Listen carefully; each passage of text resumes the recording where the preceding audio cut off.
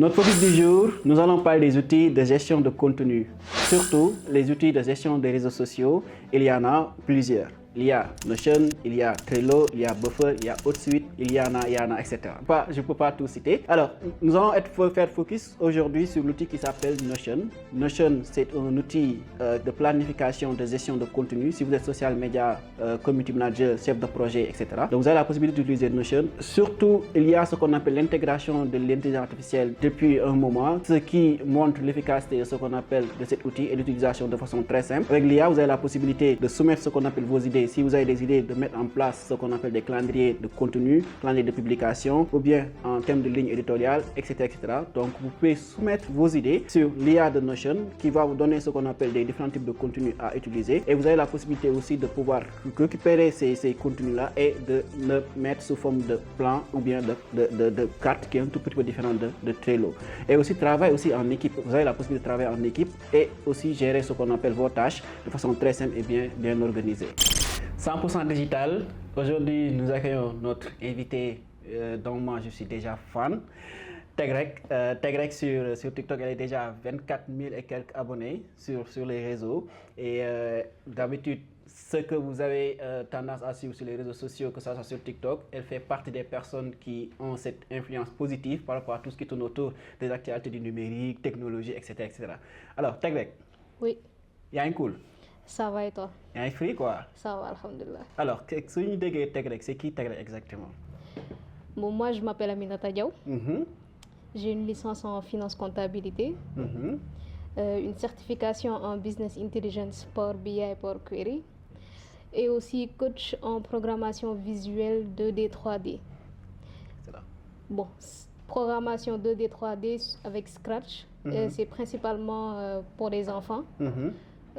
Apprendre aux enfants à programmer, à faire des dessins animés, et tout ça là en 2D, deux dimensions. Deux dimensions. Et 3D, c'est en 3 dimensions. Super, super. Alors, en fait, riche parcours, hein, franchement. Alors, en fait, déjà, qu'est-ce qui te passionne, qu'est-ce qui te motive à te hisser à découvrir, à te hisser, à te propulser dans ce monde de la technologie et du numérique? En fait, moi, j'ai toujours été passionnée par la technologie depuis toute petite. J'ai eu la chance d'avoir un père qui nous a initiés très tôt à la technologie. Super. Je fais partie de cette génération-là qui connaît les Encarta, les grosses IBM à l'époque. Et voilà, c'est comme ça que ça s'est fait. Et quotidiennement, j'ai eu la chance de côtoyer la technologie et plus le temps passe et plus je suis encore plus passionnée par la technologie. Super, super. En fait, je sais que peut-être ceux qui nous regardent se rappellent d'Encarta. Hein. Ça fait longtemps. Ça fait longtemps, oui. Ça fait longtemps. Je me rappelle d'Encarta, donc c'est comme... bon, moi je peux dire que c'est le Wikipédia d'aujourd'hui, hein, parce qu'on avait l'habitude de télécharger, d'avoir ça sur nos ordinateurs, etc. On avait que voilà, exactement, on avait que ça, faire des recherches et tout, pour nous montrer comment, pour vous dire juste d'être conscient comment le monde du numérique, du digital évolue rapidement. Alors, Amina, oui. Déjà, je pense qu'en te suivant sur les réseaux sociaux, comme j'ai tantôt expliqué en introduction, moi je suis un grand fan, hein, franchement. Merci beaucoup. Je vous suis. Et concernant les contenus que vous partagez sur les réseaux, vous parlez de tech, vous parlez d'actualité, vous parlez faites souvent des comparaisons, etc. Et quel impact est-ce que vous avez des retours par rapport à tout ça? Je sais que vous en avez un, c'est pour ça en fait, je me suis dit que je vais essayer de vous, de vous contacter. J'ai beaucoup de retours concernant ça. Il y en a qui aiment beaucoup et qui se disent que voilà, ils avaient un peu besoin de ça parce que au Sénégal, on voit beaucoup de vendeurs qui sont dans la tech. Oui. Un vendeur, il ne dit jamais les points négatifs de son produit. Il ne va jamais te dire, ah, le casque là, il est bon, mais il a un petit défaut là. Mais celui-là, il est mieux parce qu'il y a ça et ça comme technologie qui fait qu'il est mieux. Et donc, du coup, nous, on est là pour montrer réellement aux clients, aux internautes, comment vraiment utiliser leur appareil déjà et ce qu'il y a réellement dans tous ces appareils-là et les aider à mieux utiliser ça. Super. Et concernant la création de contenu, en fait, je te dis ça.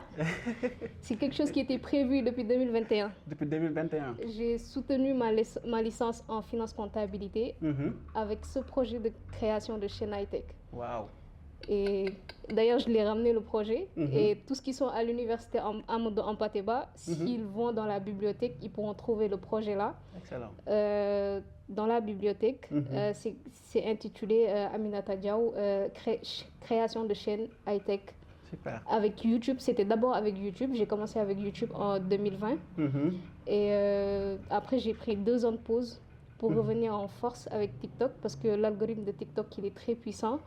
Il est 2 fois plus puissant que celui de TikTok. Exactement. Et l'idée là, c'était de faire des contenus dynamiques, accrochants et pas du tout barbants pour ceux qui regardent. Exactement. Genre, tu peux regarder 1 minute 30, tu vas pas les sentir. Exactement. Ils n'auront pas envie de scroller et retenir autant que possible l'attention. C'était ça l'objectif. Excellent, excellent. Et je pense que nous aurons l'occasion de lire ce projet-là et que vous êtes en train même de réaliser. Comme tu l'as si bien souligné concernant l'algorithme de TikTok qui est beaucoup plus puissant par rapport à l'algorithme de YouTube déjà.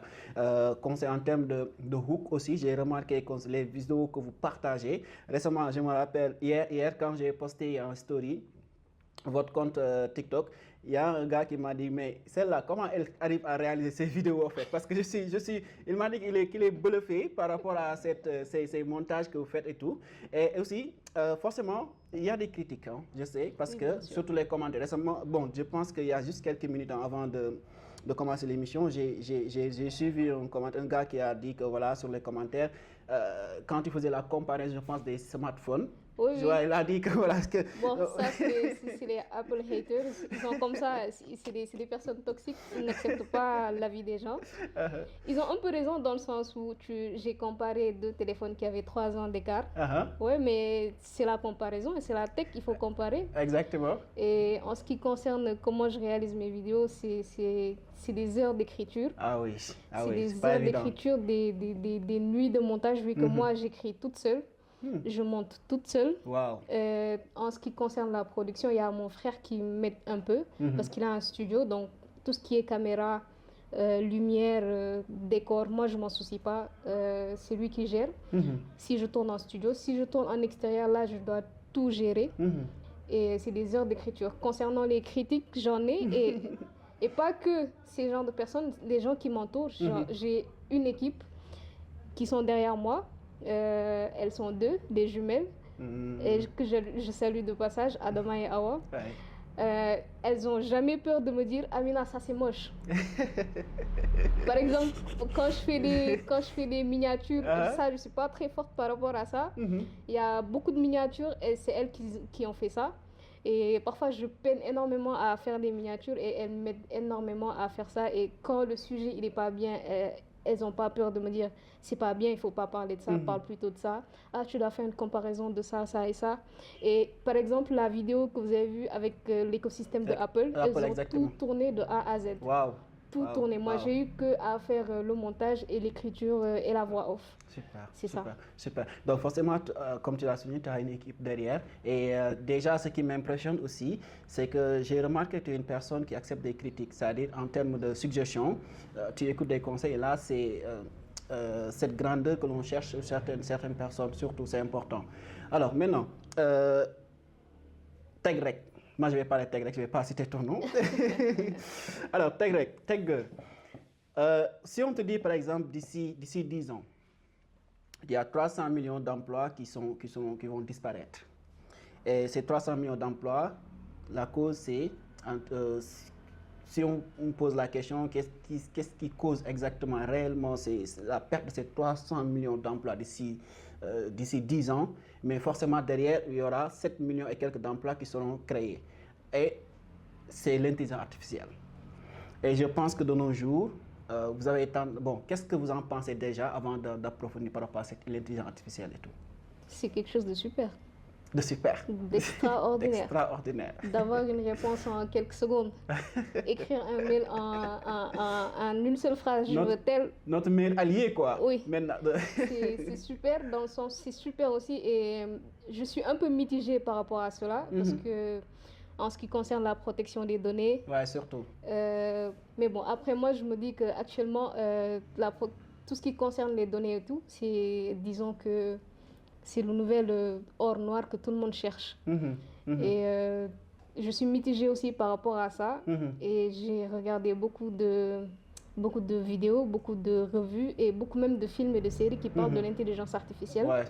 Comme par exemple dans Star Trek ou dans Terminator. Exactement. Tu vois que l'intelligence artificielle, dès lors qu'il prend le monopole, qu'il réalise qu'il est conscient de faire beaucoup de choses par lui-même, et ben c'est la catastrophe pour nous. Ah oui, et c'est quelque chose à surveiller dans le sens où si jamais on perd le contrôle, limite on risque gros. On risque gros. On risque gros. Ouais, c'est vrai, hein, c'est vrai, on risque gros parce que déjà récemment j'en ai parlé avec Ousseynou, avec ce terme que j'ai l'habitude d'utiliser, que nous donnions cette année-ci. Bon, si les Français, l'Union européenne, les Européens, ils se disent que voilà, ils sont un peu en retard par rapport à cette bataille d'intelligence artificielle, surtout avec les États-Unis, Chine, etc.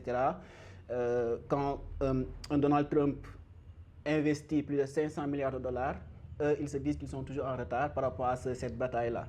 Et au sein des États-Unis aussi, il y a ce qu'on appelle aussi cette bataille entre Elon Musk et Sam Altman, déjà, le créateur de OpenAI, parce que Elon Musk, il veut acheter OpenAI, il a proposé 100 milliards de dollars, c'est-à-dire 68 000 milliards de CFA, mais il a refusé catégoriquement. Donc pour nous dire, en fait, c'est vrai en termes aussi de données et de contenu que l'on donne à ces IA, etc.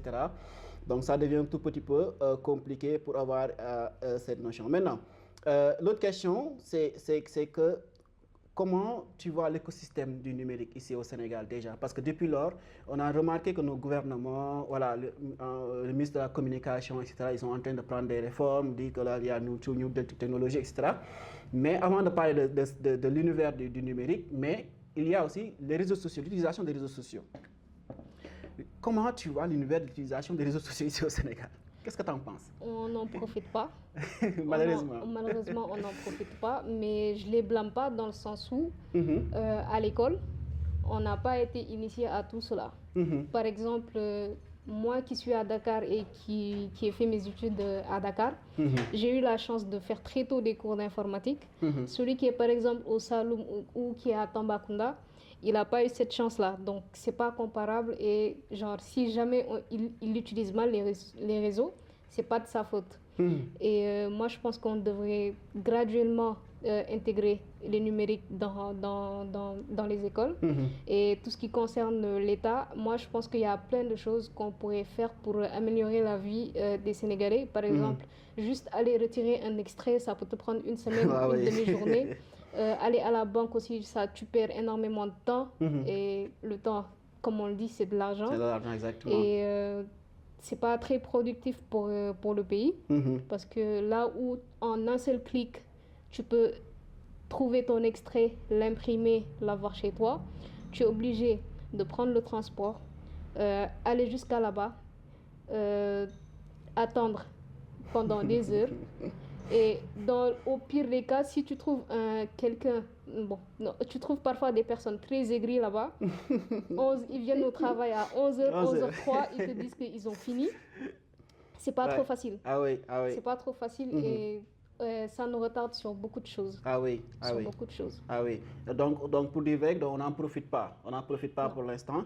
Et en termes d'éducation numérique aussi, je pense que ça fait débat depuis un moment parce que l'utilisation de l'Internet, que ce soit l'accessibilité des réseaux sociaux et tout, on a besoin d'éducation numérique parce que vous avez remarqué avec l'avènement de TikTok depuis, même les personnes qui n'ont pas à faire les bons, etc., commencent à utiliser TikTok facilement déjà, à percer à travers ce qu'on appelle cette réseau. Donc pour moi, l'explication et la solution, comme tu l'as bien souligné, c'est l'éducation numérique que l'on doit initier, que l'on doit intégrer au niveau de nos programmes, surtout à travers ce qu'on appelle les écoles et même les universités. Parce que tu te dis, en fait, il y a même des étudiants qui ne savent pas même manipuler un ordinateur. Du tout. Absolument. Oui, c'est ça. Il y a des étudiants qui ne savent pas utiliser ce qu'on appelle des logiciels simples, très simples, quand ils utilisent ce qu'on appelle un ordinateur. Donc, pour moi, le problème se trouve là. Alors, quel conseil, par exemple, sur les réseaux? Par exemple, si on suit par rapport à ta communauté que tu as sur TikTok, moi, quand je vois des gens comme vous, je me dis qu'il y a de l'espoir. Parce que déjà, souvent on a tendance à dire que TikTok, Facebook, Instagram, ces réseaux sociaux-là sont en train de pervertir notre jeunesse, etc. Mais je me suis dit qu'à chaque fois, ça dépend par rapport à ce qu'on appelle l'utilisation dont vous en faites. Alors, selon toi, comment tu vois, qu'est-ce que tu conseilles à ces jeunes ou bien à ces personnes qui aimeraient, par exemple, utiliser les réseaux, s'investir dans le monde du numérique et qui ont souvent des problèmes pour débuter ou bien pour commencer? Moi, je leur dirais de foncer dans le tas. Parce que plus tu peux pas tout savoir, on n'a pas le monopole du savoir déjà. Tu peux pas tout savoir d'un seul coup. Il faut que tu rentres dedans, que tu apprennes petit à petit. Et au fil du temps, tu vas acquérir beaucoup de connaissances et de compétences. Mais aussi, moi, je remarque que, par exemple, dans les messages que je reçois, je veux faire de l'informatique, mais je ne sais pas comment faire. Ce que je dois dire par exemple à ceux-là, c'est qu'ils ne font pas de la recherche. Google est là, YouTube est là. On a des moteurs de recherche, on a l'intelligence artificielle. Il suffit de taper une phrase pour trouver ce que tu veux. Ah oui. Et je ne sais pas si on peut prendre ça pour de la flemme, comme si je peux me le permettre, ou bien ne pas savoir comment aller chercher l'information. Exactement. Parce que aussi, s'il y a des personnes qui savent comment aller chercher l'information et qui ne partagent pas comment aller chercher l'information, ceux qui ne savent pas ne pourront pas aller chercher l'information. Ah oui. Donc, ce que je peux leur dire, c'est ils ont leur téléphone, les moteurs de recherche sont là. Vous tapez, ils ont juste à aller sur Internet, faire des recherches. Je ne sais pas, peut-être qu'ils ont juste la flemme de faire des recherches. Parce que sur YouTube, il y a énormément de cours sur YouTube. Exactement. Moi, par exemple, quand je faisais ma licence, si j'avais un cours que je ne comprenais pas trop, YouTube, Google, et je comprenais parfois même mieux sur YouTube qu'à l'école. Et ça te permet d'acquérir une compétence qu'on appelle être autodidacte, apprendre par soi-même. Et je pense qu'ici, on ne nous apprend pas à apprendre de nous-mêmes. On pense que tout ce qu'on doit savoir, on doit savoir ça à l'école, alors que pas du tout. Ils ne peuvent pas tout nous donner. C'est pas pour rien à l'université que tu as des heures creuses. Ces heures creuses-là, c'est pour aller faire des recherches, pas pour aller faire autre chose. Donc, si on ne met pas les moyens dessus, forcément, ça marche pas. Ça marche pas. Ça marche pas. Ça, c'est vrai, hein, parce que surtout le monde du numérique et de la communication bouge tellement vite. Parce que récemment, on parlait de la révolution numérique. Maintenant, la différence avec récemment l'intelligence artificielle qui part beaucoup plus vite à une vitesse extraordinaire. Donc, c'est ça en fait. Parce que moi, ce que je conseille aussi à ces jeunes, c'est souvent les heures perdues. Vous avez remarqué, ils préfèrent suivre par exemple d'autres personnes. Je ne vais pas citer de nom, c'est-à-dire qu'il faut faire des cas, etc. qui existent. Donc, moi, je me dis que peut-être ils ne cherchent pas assez l'information, surtout sur les moteurs de recherche, parce que ces genres de cours ils sont très bien référencés sur les réseaux, que ce soit sur YouTube, sur Google et tout. Récemment, je vais prendre l'exemple de Ousseynou Khalala qui était là aussi. Lui, c'est un autodidacte, mais c'est un excellent développeur web et il a créé Khalala avec son entreprise. Il a appris uniquement sur ce qu'on appelle sur YouTube et tout. Donc, c'est bien possible. Hein? C'est juste un exemple. Hein? Il y en a d'autres qui existent. Même moi, personnellement, il y a des cours même que j'apprends directement sur ce qu'on appelle sur ces réseaux. Exactement, parce que la certification en business intelligence que j'ai eue, je l'ai faite sur Udemy. Super. Tu payes quoi, 5 €, 6 € et tu as ta certification reconnue à l'international. Mais bon, après, je me dis que peut-être qu'ils ne voient pas l'intérêt de tout cela, mais moi, je dis qu'il faut avoir autant de diplômes que possible. Surtout. On ne sait jamais. Surtout. Acquérir autant de connaissances que possible. Certes, on ne peut pas avoir le monopole, on ne peut pas tout savoir, mais c'est toujours bien d'avoir des connaissances un peu partout, de toucher un peu à tout. Ça, c'est toujours bien. Excellent, excellent. Alors, pour essayer de finir, peut-être c'est la dernière question. Aminata, comment tu arrives à manipuler, par exemple, l'algorithme? Je trouve que tu manipules bien l'algorithme de TikTok. Non, Comment ça se fait? non, non, mais en fait, je manipule pas. Parfois, même moi, je suis choquée parce que Uh-huh. les vidéos, ou par exemple, la vidéo que j'ai postée hier sur Starlink, Mhm. en collaboration avec Tex, Mhm. elle n'a pas trop percé parce que TikTok nous l'a un peu restreint. Mhm. Mais moi, je dis qu'il faut trouver son rythme. Ok. Il faut trouver son rythme, Mhm. ne pas s'imposer. Par exemple, il y en a qui te disent il faut poster tous les... C'est archi faux. Mhm. C'est archi faux. Moi, je poste tous les 2 jours, tous les 3 jours et je me mets pas de pression. Mhm. Si je rate un rendez-vous, c'est pas grave, je remets ça à demain, il n'y a pas de souci. Je me donne le temps de tout faire.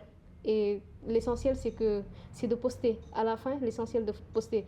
C'est pas, tu dois pas, l'essentiel, c'est de pas chercher quelque chose de parfait. Mhm. Parce que mon nom est le parfait. On n'est pas Exactement. parfait. Euh, peu importe la vidéo que tu vas faire, tu vas trouver toujours quelqu'un qui va critiquer ça ou qui Exactement. va trouver un point négatif. Mhm. Donc, juste poste et trouver ton rythme et aussi les données analytiques. Je ne sais pas si c'est parce que j'ai fait une licence en finance comptable, mais tout ce qui est diagramme, tout ce qui est statistique, je m'y connais un peu. Donc, Super. quand je rentre dans les analytiques de TikTok, je vois les heures où mes abonnés sont les plus actifs et je poste à ces heures-là. Je ne poste jamais avant ni après. Juste, je fais toujours tout pour poster exactement à la même heure à chaque fois que je publie. Il faut juste trouver son rythme et voilà, trouver Super. son rythme. Super. Trouver son rythme, c'est à travers ces mots que nous allons forcément demander à Aminata Tegreg. Je n'ai pas voulu citer ton nom, mais Non, bon, c'est je pas pense que grave. je préfère mieux le nom Tech Girl parce que ça me parle déjà. Concernant l'algorithme de TikTok, donc comme elle a souligné en disant que voilà, donc essayez de trouver votre rythme, c'est important, surtout les KPI, les statistiques qu'elle a soulignées, donc de pouvoir connaître exactement votre communauté, à quelle heure ils sont beaucoup plus, beaucoup plus connectés, etc., etc. Donc ça permettra d'avoir votre rythme et en même temps de pouvoir percer plus sur TikTok. Alors, Tech Girl, quel conseil aimerais-tu donner à notre jeunesse ou bien que ce soit notre gouvernement? Parce que je parle de notre gouvernement en général parce que depuis un moment, on parle de tout ça. On parle de tout ça, on parle de ce qu'on appelle de l'actualité tech, on parle de New Deal technologie, il y a ce qu'on appelle des concepts qui sont en train de dégager et tout. Mais en tant que jeune, une personne qui évolue dans ce monde, quel conseil donnerais-tu à cette jeunesse ou bien à notre gouvernement ou bien aux personnes qui suivent l'émission? Bon, ce que je peux dire aux gens de ma génération, lancez-vous dans tout ce qui est tech, tout ce qui est numérique. Même si vous allez faire droit, allez faire du droit numérique. Parce que à l'heure actuelle, le monde évolue et ça va dans ça. Exact. Toutes les guerres qu'on voit là, c'est des guerres numériques. Exactement. Et exemple, ce qui s'est passé avec TikTok aux États-Unis, c'était pas ils ne voulaient pas bannir TikTok, ils voulaient juste avoir le monopole des données en fait. Exactement. Et pour toutes les personnes qui me demandent conseil, allez vers les numériques. Et il n'y a pas que le développement web dans l'informatique. Il y a le data science, data analyst. Et il faudrait vraiment aller chercher ça parce que maintenant, là, les données, c'est absolument tout. Absolument. Et ce que je peux dire à l'État, c'est de faire tout pour, par exemple, intégrer, disons, les numériques dans l'école, dans les écoles. Parce que ce qu'on voit, par exemple, en Inde, si par exemple les développeurs ils vont savoir ce que je dis. Exactement. À chaque moment où tu es bloqué dans un développement ou dans un projet, tu vas sur YouTube par exemple, si tu cherches un conseil sur le bug que tu as eu, tu vas trouver que les Indiens. Ah oui. Ils sont extrêmement calés dans ça. Non, ils sont ouf. Quel système ils ont eu pour avoir ce monopole-là dans la technologie et faire du copier-coller. C'est aussi simple que cela. Et si ça marche pour eux, ça peut marcher pour nous. Exactement. Parce que même actuellement, le CEO de Google, c'est un Indien. Et tu vois maintenant, tout ce qui est GAFAM et tout, ils recrutent énormément d'Indiens, des gens de l'Asie et tout. Moi, je pense juste qu'il faut copier, coller leur système. Parce que ça, visiblement, ça marche. Ça marche. Ça marche. Et c'est pas interdit de copier. Du tout. Du tout. Voilà, Tout est déjà écrit. Tout est déjà écrit dans ce monde. Tout Donc, super. Juste copier-coller ce système-là. Et apprendre très tôt aux enfants la technologie. Par exemple, on avait fait un programme avec l'ANSAR. L'ANSAR. À l'époque, dans une école qui se trouve au plateau. C'était un centre aéré d'une semaine. Et on avait pris des élèves du C1 au, je sais pas, peut-être CM2. Et on leur a appris tout ce qui est programmation visuelle, tout ce qui est DIY. DIY, ça veut dire do it yourself. Do it yourself, exact. Tu apprends aux enfants à par exemple, créer de l'ingénierie à partir des objets ramassés, du recyclage. Super. Tu leur apprends du DIY, tu leur apprends de la programmation. Et tout ça là, de façon très ludique. Les enfants là ne sont pas imposés à des notes. Amul qui m'aura qui m'aura chacun va à son rythme, chacun comprend ce qu'il doit comprendre à l'heure où il doit comprendre ça. Et à la fin, j'ai eu à réaliser avec mon groupe dont j'étais en charge un robot marcheur. Et à la fin même, on avait un petit souci et c'est les enfants qui ont débloqué le souci. Ils m'ont dit, ah ouais, à la place d'aligner les trucs comme ça, il faut peut-être qu'on doit faire ça comme ça. Et quand on a essayé, ça a marché. Et ne pas sous-estimer les enfants, se dire qu'ils ne sont pas capables de comprendre telle ou telle chose. Et on est à l'ère du numérique, c'est la génération Z, c'est leur génération. Ils comprennent mieux que quiconque tout ce qui est ordinateur, tout ce qui est téléphone. Si tu les mets en face de tout ça là, et tu les guides, tu n'auras pas meilleur comme génération dans le futur. Excellent. Et par exemple, disons, il y a aussi des enfants que j'encadre un peu. À l'heure là, ils sont capables de te programmer un dessin animé. Un dessin animé de A à Z. Et avec Scratch, tout ça là avec Scratch. Dès lors qu'ils comprennent Scratch, je peux dire que c'est du Python avec une interface graphique. Exactement. Avec les notions de conditions, de boucles, et voilà. Et il y a même de l'intelligence artificielle dedans, il y a même de la robotique dans Scratch. Et si on va dans ce sens-là, on ne peut que réussir dans le numérique. Super, excellent.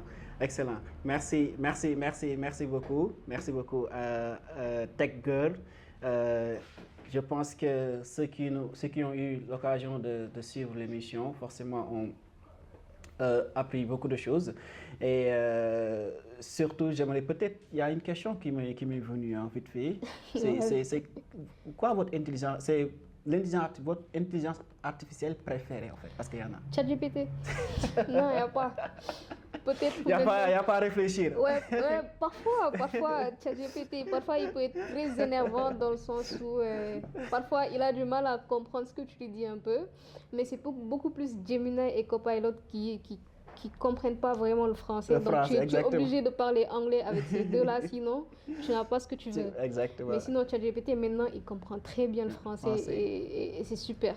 Ça peut aider dans le travail à aller plus vite. Exactement, excellent. Merci beaucoup, merci Tech Girl.